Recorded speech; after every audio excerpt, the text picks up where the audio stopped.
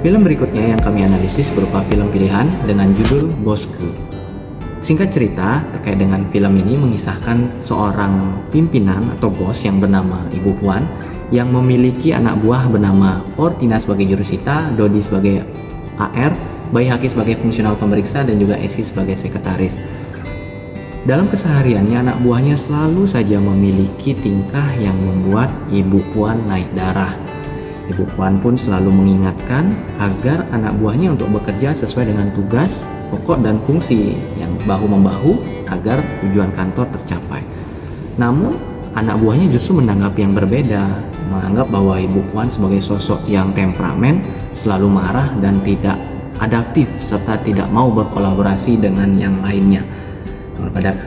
Pada akhirnya, mereka tersadar bahwa sesungguhnya yang dimaksudkan oleh Ibu Puan itu adalah hal yang baik, karena mereka tersadar bahwa ada 3 hal sebagai magic word, yaitu tolong, terima kasih, dan maaf, yang mampu menyadarkan mereka semua bahwa semuanya bahu-membahu. Bagaimana kisah selengkapnya? Bisa disimak berikut ini.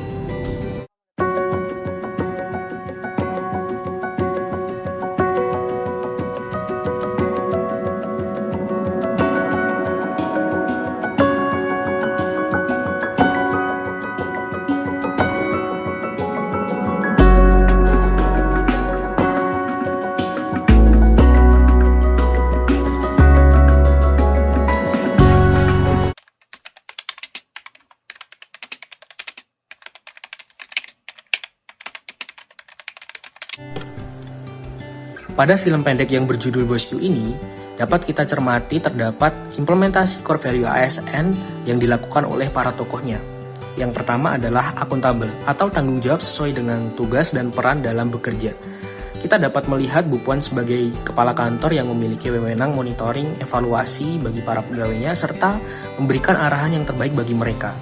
Selain itu, terdapat para pegawai yang menghargai keputusan-keputusan pemimpin, yaitu Bu Puan, yang disiplin dalam mengoreksi kesalahan-kesalahan dalam kinerjanya. Poin selanjutnya ada kompetensi. Di sini Bu Puan memiliki kompetensi sebagai pemimpin yang tegas, disiplin, kemudian dapat dijadikan panutan, teladan bagi para pegawainya. Salah satu contohnya adalah detail dalam masalah waktu, selalu on time. Selain itu juga ada Esi selaku sekretaris memiliki kompetensi yang dibutuhkan oleh Bu Puan untuk membantu tugas-tugas Bu Puan sebagai pemimpin. Dan core value yang selanjutnya adalah harmonis. Kita dapat melihat Bu Puan mengarahkan pegawainya untuk memahami kesalahan serta menjadi pegawai yang solid demi keharmonisan dan keselarasan bersama. Dan solidaritas dari pegawai ini, hubungan antara pegawai ini juga berkaitan dengan nilai-nilai kolaboratif. Selain itu, contoh harmonis yang ditunjukkan dalam video ini adalah bahasa Ibu Puan yang bilang makasih, tolong, maaf dalam setiap perkataannya walaupun dia marah, menunjukkan etika yang baik. Dan seperti yang kita ketahui bahwa etika juga memiliki hubungan yang selaras dengan keharmonisan. Poin selanjutnya adalah tentang loyalitas atau kesetiaan. Kita dapat mengambil contoh di sini Esi yang menunjukkan loyalitas atau kesetiaannya sebagai sekretaris terhadap Bu Puan, dan juga Bu Puan menunjukkan loyalitasnya terhadap kantor atau instansi yang sedang ditempati dengan dibuktikan oleh manajemen pegawai yang sangat bagus demi kebaikan kantornya. Poin selanjutnya adalah adaptif. Esi, kita ambil contoh Esi selaku sekretaris yang awalnya katanya ingin resign karena menurutnya evaluasi dari Bu Puan cukup perfeksionis, tapi Esi mampu berubah dan bekerja lebih baik lagi, menandakan kalau Esi dapat beradaptasi.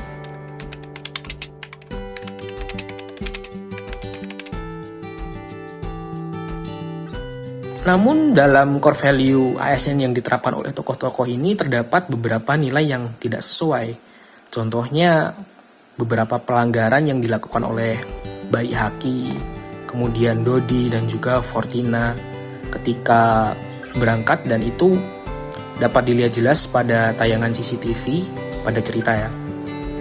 Ada yang terlambat, ada yang absennya terlalu pagi, ada yang datang pagi tapi belum memakai seragam, Ada yang sudah memakai seragam siap pagi, tapi ternyata pulang duluan, seperti itu.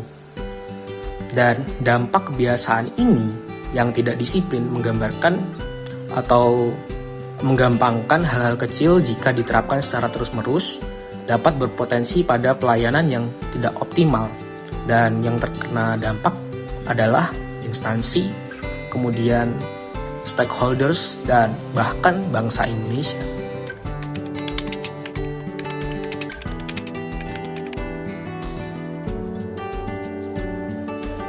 Sosok Ibu Puan sebagai bos yang terkenal galak, tapi sesungguhnya memiliki niat, maksud, dan tujuan yang baik terhadap kantor dan juga anak buahnya, yang tercermin dari cara dan perilaku memberitahu ketika anak buahnya salah. Itu ada maksud yang baik bahwa ketika bekerja harus bekerja dengan sungguh-sungguh sesuai dengan tugas dan kewajiban, tidak boleh bekerja setengah hati, dan harus mempertahankan bahwa bekerja ini untuk semua, untuk kemajuan kantor, tercapainya tujuan kantor, dan juga untuk amal ibadah. Kemudian yang kedua, hal baik yang didapatkan adalah bagaimana ketika ada persoalan yang terkait dengan pribadi, itu bukan dipendam tapi diceritakan terhadap pegawai satu sama lain.